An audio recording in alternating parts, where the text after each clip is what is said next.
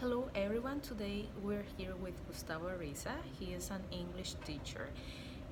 So today he will answer to some questions about language and culture. My name is Claudia Torres. I'm a student at UNAD. So Gustavo, would you like to introduce yourself and tell us more about your job? Yeah, for sure. My name is Mhm. Gustavo Ariza, and I'm a tutor for engineers, basically. Okay, so Gustavo, what do you think is the relationship between language and culture? Okay, language and culture are connected because it could be expressed the lifestyle that a community has and their Mhm. point of view. Oh, that's very interesting, Gustavo. So, what do you think is the influence in the process of a certain language, Okay, uh, especially a foreign language? okay. When you're learning foreign language, Mhm. the culture will influence Mhm. on the behavior of people, and at the same Mhm. time it will create the need to communicate uh, those traditions that you have. So you really need to there is a huge influence on the culture, right, to the language that you're learning. So, which cultural expressions do you know countries have through language? There are many there are many expressions that cultures have through language, such as the songs, the poems, also the the books as well, the expressions we have, right? The myth as well, No. Like stories, you mean? like stories, yeah. Okay. And so, why do you think is it important to have an oral tradition in a country? Well, when it comes to oral tradition, I would say it's really important because we need to tell all the other people why they what are the reasons why people behave on that way, right? And at the same time, it's important because it's part of our history, it's part of our culture, and at the same time, it's part of our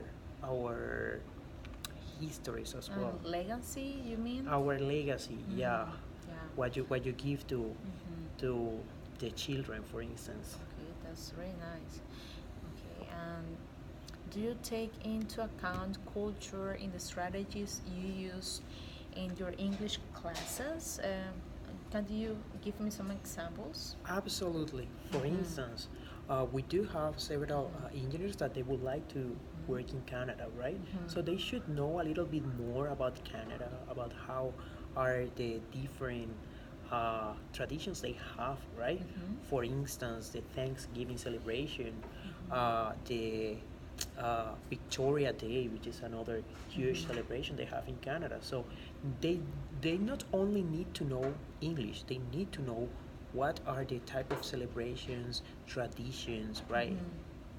Stories they have in the culture where they want to be working in the future. Okay, and also about maybe the how they behave. Yeah, that's pretty important. What is appropriate, what is not appropriate when you are approaching to Canadian, right? On similar way, how they, uh, what kind of, let's say, greetings they use, right? How is Yeah, gonna be the maybe. proximity you should have with them? What are the topics you are able to talk to them with freedom?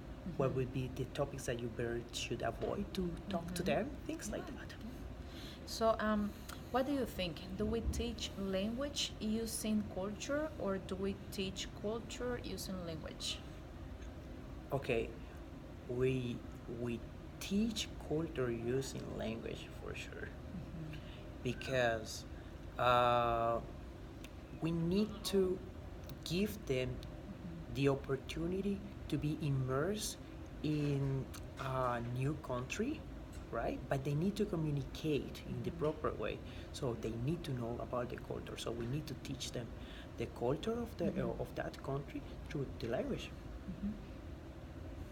And on this on similar way, uh, we we through the use of the culture, we are teaching to them the language because of the expression, right? Maybe they can get lost with some kind of really local expressions that they have just because they don't know about the culture. Oh, that's really nice, Gustavo. So thank you so much for your insights on this topic on culture and language. Thank you so much for your help. Thank you, Claudia. Thank you. Yeah, thank you.